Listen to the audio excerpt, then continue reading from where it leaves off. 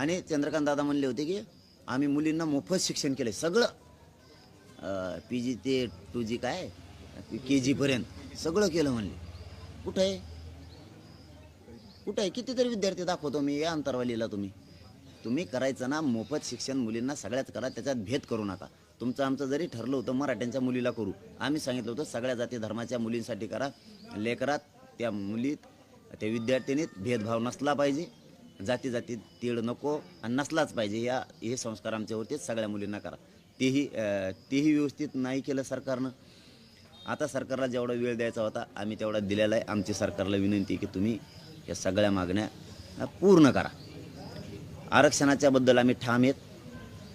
सगळ्या सोयरीची अंमलबजावणी पाहिजे. कोणाच्या काय हरकती आहेत काय तर आम्हाला माहीत नाही, आम्हाला त्याशी देणं घेणं नाही. मराठा आणि कुणबी एकच आहे. 2004चा कायदा बनवलेला आहे